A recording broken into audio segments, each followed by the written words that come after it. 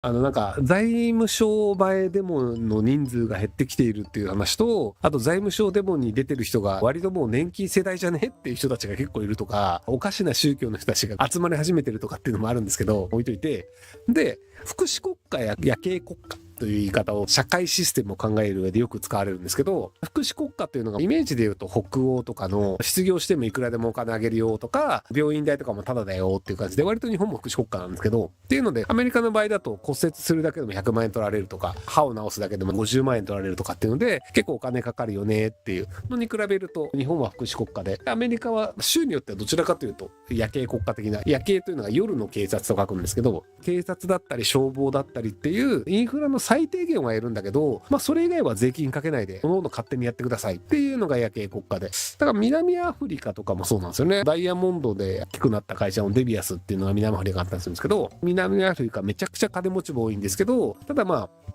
ヨハネスブルグで治安悪いよねみたいなのをググっていただければ分かると思うんですけど、そういうところで暮らしてる人たちっていうのは治安の悪いヨハネスブルグから離れたところに金持ちだけのゲーテッドした壁がバーってあって有刺鉄線があって門があってっていうので、ちゃんと ID を認識した人しか入れないみたいなところで安全を確保するっていう。なので治安というのを自分たち金持ちの地域だけで作って、そうじゃないところを知ったこっちゃないよっていう夜景国家の作り方をするんですよ。で、日本とかの場合は幸福祉っていう形でいろんな人から税金を取って、警察がそこら中にいますとか、道路も穴が開かないように直しますとかっていう感じで税金をいっぱい取ってコストをかけて国全体を良くする。これが福祉国家。で、夜景国家というのは基本的にはもう税金はほとんどかけないで、生活に必要な部分とかは全部自分たちでやってください。なので金持ちは自分たちでそのお金を払って自分たちでセキュリティを守るし、金のないやつは別に取られるものないんだからほっといてもいいでしょみたいな考え方があって、で、どっちの方が得なのかという話なんですけど、結局その金持ちって夜景国家の方が得なんですよ。自分たちで柵作って安全なところ作って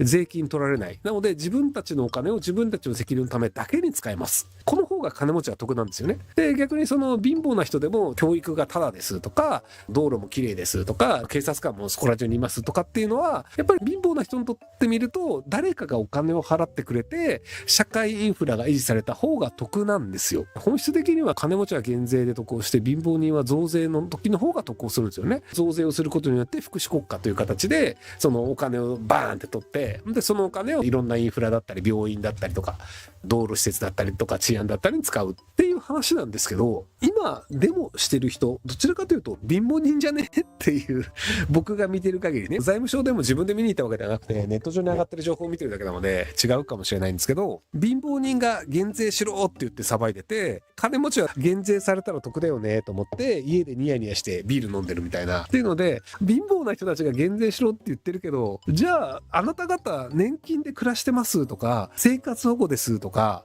あんまり収入ないですっていう人って、じゃあ税金なくしますって言って治安悪くなった時とか道路直さなくなりましたって時に誰が損するのっていうのをちゃんと分かっていらっしゃるのかなっていうのがなんかちょっとどうなのっていう気がしちゃうんですよね。基本的にはそのアメリカのトランプ大統領っていうのは共和党出身でどんどん減税するぜって言ってるんですけど、なのでいろんな福祉とかの予算もバンバン切るぜ、だから減税するぜって言ってるんですけど、共和党もともとお金持ちが支持する政党なんですよ。なのでバンバン減税して、で金持ちは自分のお金を自分で自由に使えるようにする。だから共和党が強いのってテキサス州なんですけど、テキサス州はやっぱ金持ち多いんですよね。石油が取れるとかもあったりして、なので金持ちが自分で広大な土地を買って柵作って、で自分で銃を持って、で人が入ってきたら自分で撃ち殺す。なので自分の家じゃないところの治安が悪くても構わないっていう、そういう価値観の人たちがテキサスに集まったりするんですよ。で逆にロサンゼルスとかだと基本的にはもう銃持ってる人いますけど、基本的には銃を持たないで暮らすよね。東京的な暮らし方をするんですよね。なので税金がめちゃめちゃ高いロサンゼルスで東京的な暮らし方をするのか、税金安いっす、ただ治安も自分たちで何とかしてねっていうテキサス型です、どっちですかっていうのでいくと、トランプ大統領はどちらかというとテキサス型の方を選んだ、テキサス型の人で、アメリカの過半数の方はテキサス型の方を選んだんですよね。なので基本的には減税すると金持ちが得をするんですよね。昔日本って所得税 90% とかだったんですよね。50年ちょっと前ぐらい、確か所得税 90% とかで、ただ 90% になるのが1億円だか2億円だか上の方なんですけど、とはいえ稼いだ額の9割持ってかれるっていう時代があったんですよ。で、金持ちが一生懸命自民党に働きかけて、今所得税の最高税率が50% まで下がりましたっていうので、基本的に税金を下げていくと、金持ちは超得するんですよ。例えばじゃあ年収2億円ですっていう人が、税率 90% ですって言ったら、1億8000万円税金で持ってかれるわけじゃないですか。で、年収300万円の人が税金9割ですって言っても、持って帰るのって別に270万円なんですよ。1億8000万円持ってかれる人と270万円持ってかれる人で言ったら、1億8000万円持ってかれる方が大変じゃないですか。でも庶民が、じゃあ減税した方がいいよねっていうので、一生懸命減税するんですけど、例えばじゃあ所得税 90% の時代は政府には、金持ち2億円の人から取った1億8000万円と、貧乏人から取った270万円足して、1億8270万円の政府予算があって、じゃあ警察を雇いますとかインフラを作りますってなったんだけど、じゃあ 50% の税率ですってなると、2億円の収入になる人は1億円の税金を払います。300万円の人は150万円払います。なので、政府の方に1億150万円貯まるんですよ。昔、その 90% の時代1億8000万円を社会に使えたんだけど、今1億150万円しか社会に使えません。減税すればするほど、実は社会に使われる額というのは減るんですよ。で、僕今、何が正しいの話はしてないんですよ。こういうものですよという仕組みの話をしてるんですよね。所得税率 90% にしたら政府に入るお金が多いと。で、政府に入るお金が多いとして、その政府というのは毎年毎年予算は使い切らなければいけないので、お金を全額国の予算として使います。それがじゃあ道路ですとか治安ですとか国防費ですとか政治家の給料ですとかあるんだけど、っていう感じで使いますと。で、国の予算が減れば減るほど国が社会に使う予算というのも減るんですよ。増税した方が得な人と減税した方が得な人、金持ちと貧乏人で割り当てるならどちらですかっていう話なんですよね。なので金持ちは減税になれば得なんだけど、実は国家予算が減った時に損するのは金持ちじゃなくて貧乏人なんですよっていうのは社会システムとしてはそうなんですよ。別になんかそれでもいいんだっていう貧乏人がいるんだったらどうぞご自由にという話なんですけど、ただこれどうするのという話で、無駄遣いが多いのが良くないっていう論があるんですけど、ただ無駄遣いをなくしたとしても政府予算が減ったら貧乏な人の取り分は減りますよ。じゃあ教育今無償で受けられます。高校はまだ無償化してないんですけど、小中までは無償です。でも国によっては無償じゃないところもありますよっていうのもあるわけで、その時にじゃあ政府予算があったら高校も無償化しようとか、ヨーロッパだったら大学無償とかもあるので、政府予算があったら大学無償ってできるんですけど、政府予算なくなったらやっぱりできなくなっちゃうんですよ。で、いくら無駄遣いを減らしたとしても、政府予算が小さくなったら教育費無償はやっぱり難しくなりますよねっていう話なんですよね。なのでどちらが得なのかっていう話を、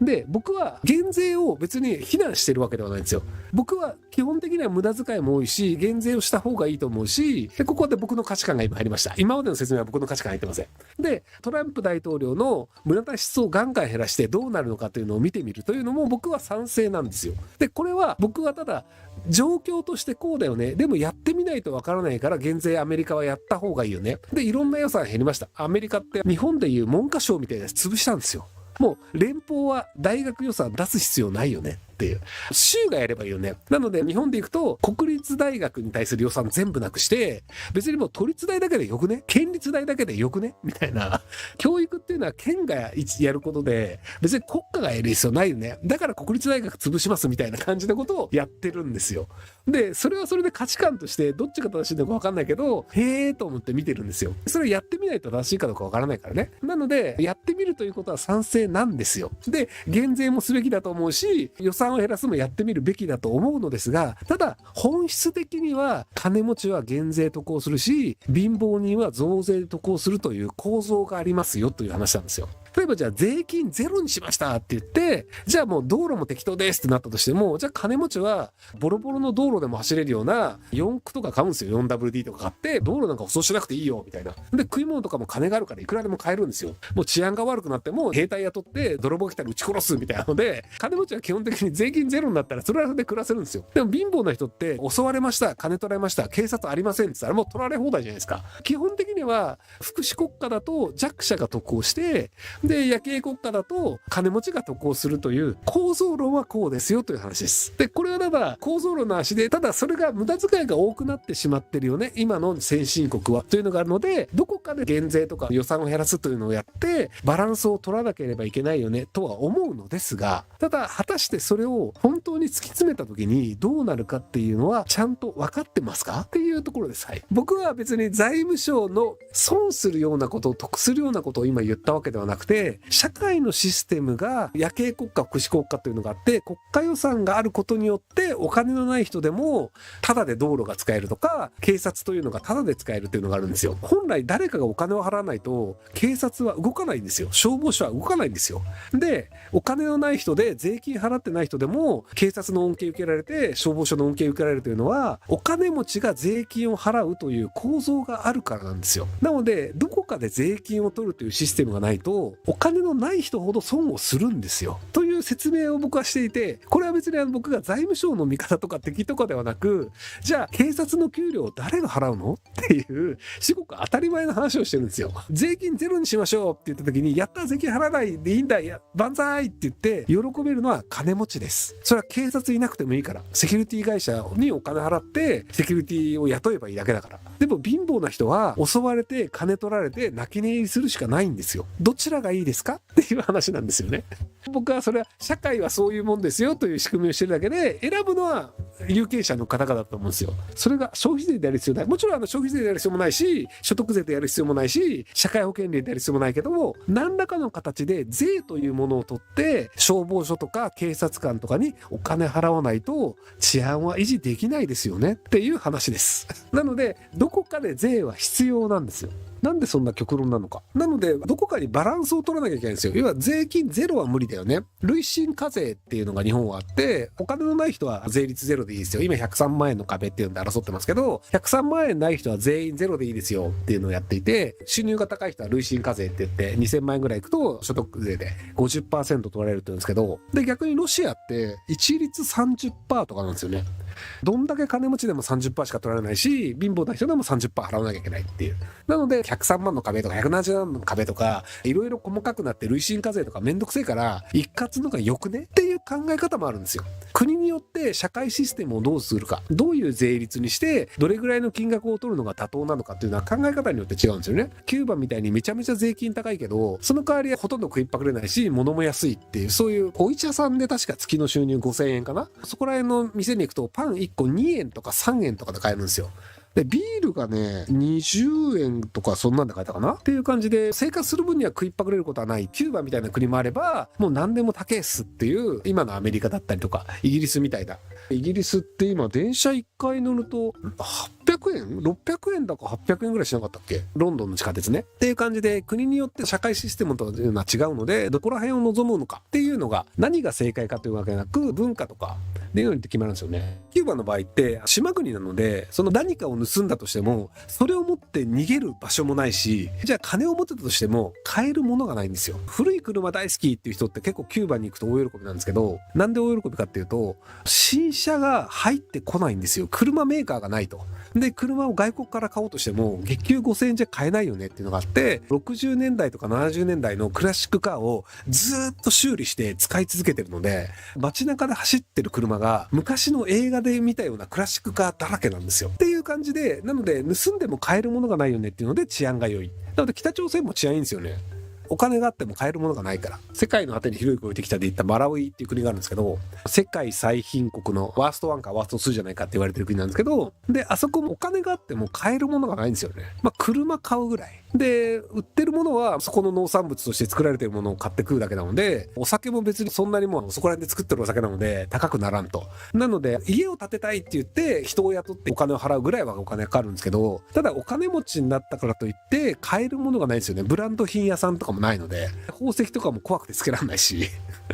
お金っていうのいっぱい持っててもしょうがないよねっていう、そういう価値観にもなったりするので、何が正しいかどうかっていうのはその国と文化によって違うので、厳密にどこを目指すのかというのが文化によって変わっていくので、エルクさん日本に住んでないし国にそこまで責任あってないので X そこら辺ポストしないでくれませんか。なんでポストしないでほしいと思うのかの理由がわからないな。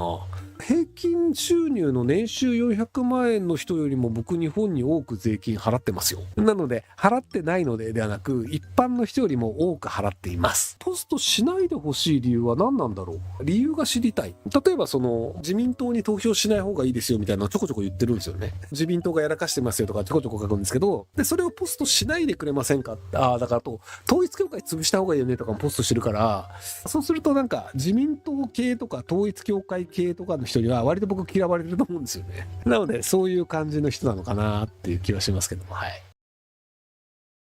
ご視聴ありがとうございます。今回の動画はこちらからの切り抜きになります。